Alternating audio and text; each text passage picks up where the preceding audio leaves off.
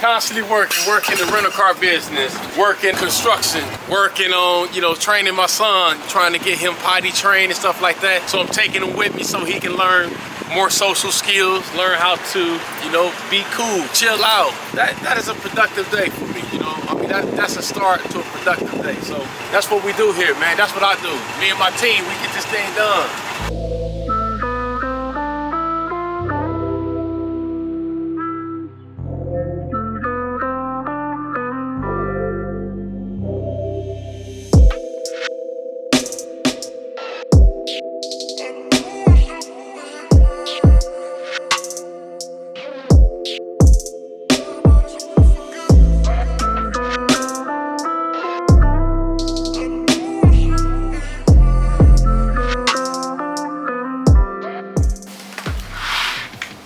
Basically today we gotta go pick up some workers to help John out because he got this situation going on at this property. This guy messed up all the materials and didn't let John know that he needed some help or whatever's going on. All I know is John is over here trying to work and do all the things by himself, so we're gonna get this all straightened out as soon as I got my paperwork taken care of.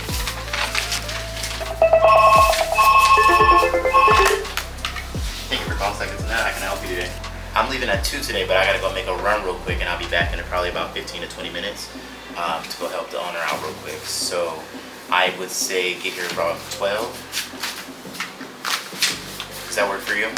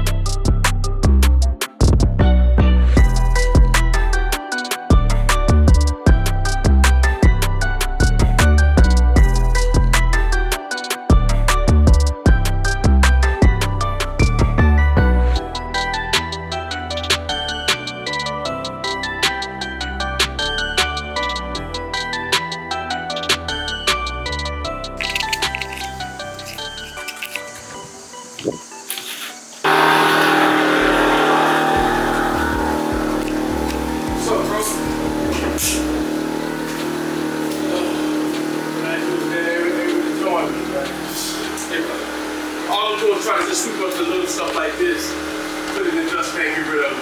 That way I can go over it without having anything stop my floor from coming down. Leave the dustpan ready in that hallway there. And the trash bag. Now basically come over here and do this whole damn floor. Everything. All the way to the back, go look at this. You got trash bag? The hallway.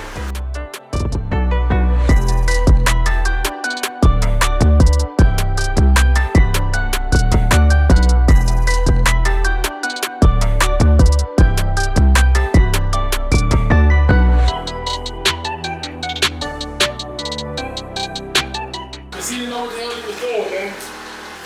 He's not locking it in. So the boards are not really locked in. I had to do this whole damn thing all over.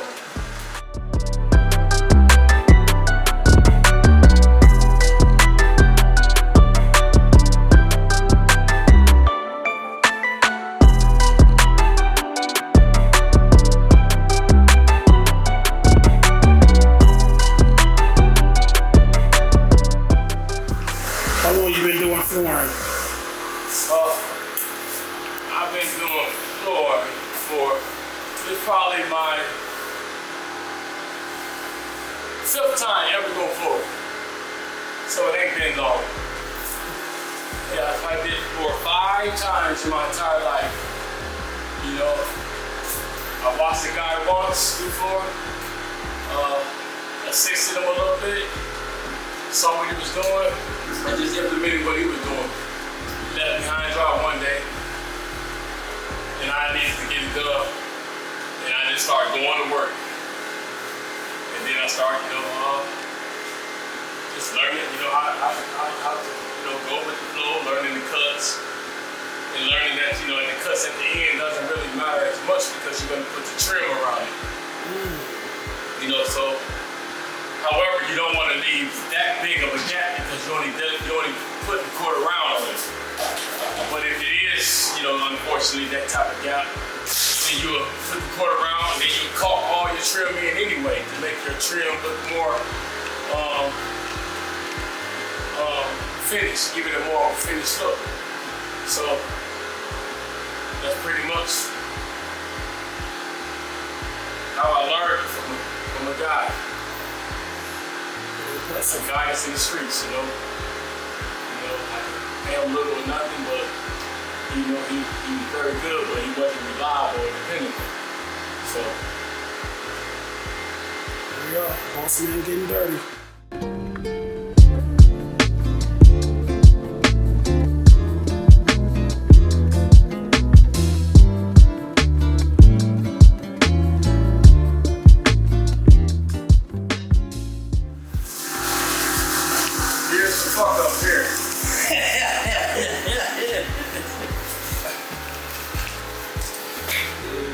Shit happens. But I remember how to do things the way she fuck up sometimes, man. That's the way it works, But my thing is with him that, he will work, show up. He's dependable. But he has to learn how to stop using so many excuses for fuck ups. A fuck up is a fuck up, you know what I'm saying? At the end of the day, it is what it is. And as long as you can justify a fuck up, as long as you can continue to fuck it up. Because you already put in your head why the accident happened, why it happened. When you can get rid of that, which is what I'm trying to work on with him, we get rid of the excuse and just embrace it. I didn't know it, I don't know how to do it, or this new way of putting the floor down. Even those are excuses, by the way. Okay, let me see exactly how I need to do it, and now let me try to do it. Have somebody watch me while I do it, and then tell me if I done it right. And then repeat the process if you done it right. The problem with him is that once you tell him how to do it, he revert back to a fast way of how he would like to do it and fuck it up again. And so you have to slow him down in order to, hey, slow down, constantly. Because once he get it, he can become a master of it. And I know that, you know what I'm saying? I'm sure that, you know what I'm saying? I don't know if he know that, but I know that. Otherwise, I wouldn't keep working with him. But this whole job here had to, like I said, had to be redone. How I even got into this type of work is because my wife now today, which is my girlfriend at the time, was doing a cleaning company. So we were pretty much coming to these houses, and her sole job was to clean it. But finding workers was hard to find. So oftentimes it was just me and her cleaning this house, top to bottom. The best way to know what you're looking for is to put your hands on, have your hands in on it. So when we did begin to hire workers or bring in workers, we knew exactly what we were looking for.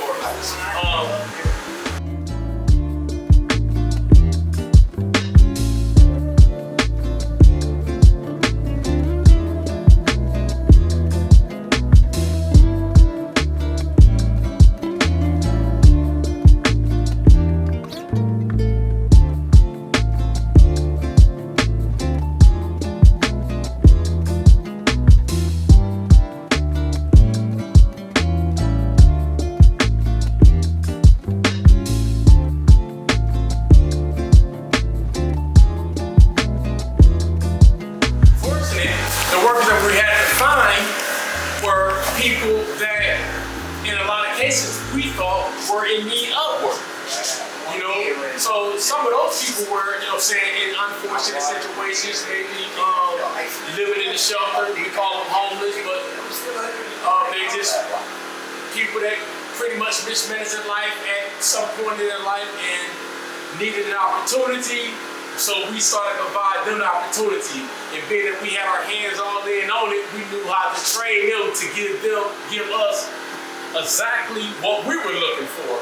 So we had people in here working and cleaning the houses, that went from cleaning to they needed the house to be put back together to get it brick ready.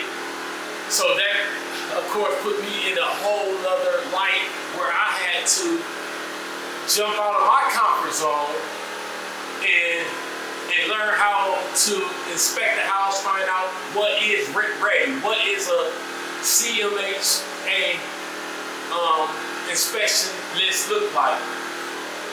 And my wife, was with those people that needed that type of work, so she was able to show me what it looked like, and I'm a fast learner, so I was able to pick up pretty fast. But it threw me in because she's not gonna get in. She's not gonna come in here and lay floor or do a lot of the work that needs to be done around here. She will get her hands dirty, but I feel like it's my job as a man and as the king of the household to find a way, and so that's when I started to get my own hands dirty, finding people such as people that's living in the shelter to come and help me out. I pay them. By the way, some of them people have very skillful hands. They're very talented people that just unfortunately mismanaged their life, and that's what I discovered.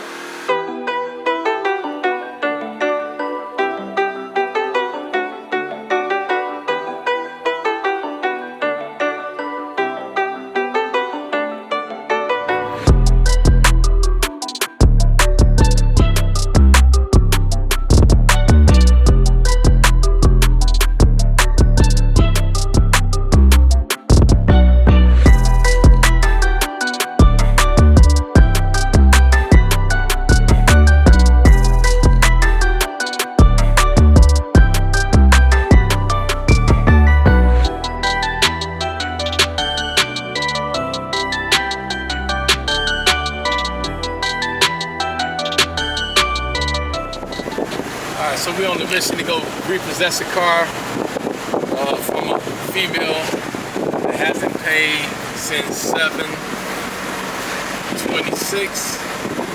She's on a bi-weekly payment schedule, and in between her bi-weekly payments, she also has some payments where she was already short. So she's behind, and at this point, I decided to just take the car back. Of course, she always has an opportunity to come up there and pay the full balance of whatever she owes, but that's the mission we on. So I'm finna gas it up, and then we're gonna go in there and repossess this car back.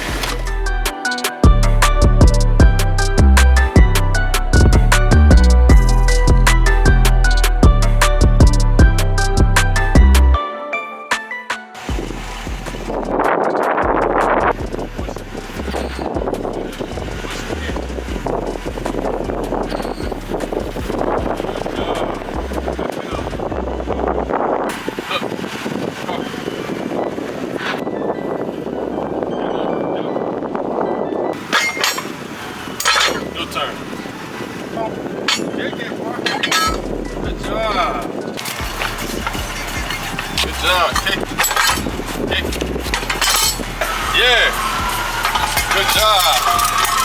There. Did it start? Yeah, good start. You have to turn it back on, or it started itself? Let me turn it back on now. Turning it back on and make sure this car enable the engine. See if it's cranked up.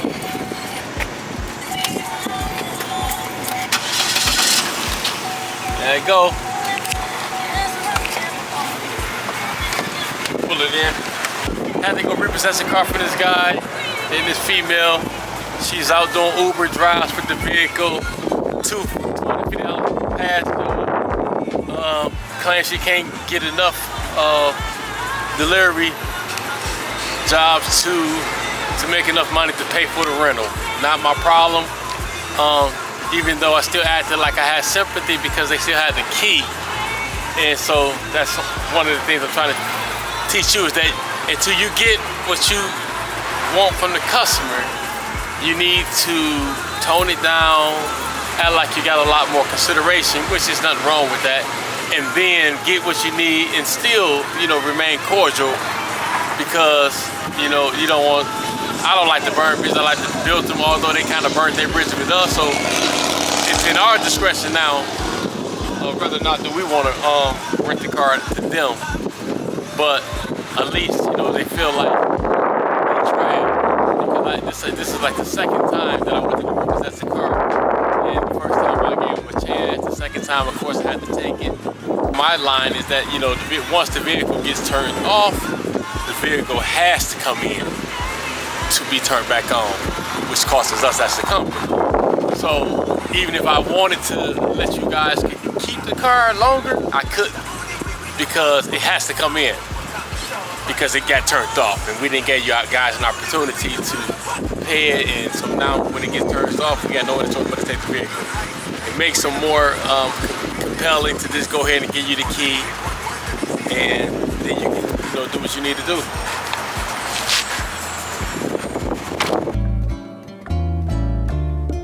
Here, we're gonna clean this car here. We're gonna get this car cleaned up. Vacuum and all this stuff.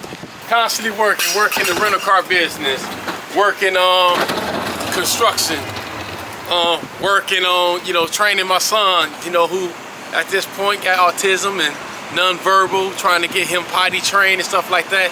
So I'm taking him with me so he can learn more social skills, learn how to just conduct himself in society. You know, be cool, chill out. You know, he sat in the tow truck the whole time and didn't budge. You know, typically he's jumpy, angsty, and, you know, he's getting better. So I'm liking it all the way around the board. We got more houses to put together. We got my son that just went to the potty. We got a rental car that was just picked up and returned back, and we got the key without no issues, other than the fact that I had to take out some time out my day to go get it. That is a productive day for me, you know. I mean, that's a start to a productive day. So that's what we do here, man. That's what I do. Me and my team, we get this thing done.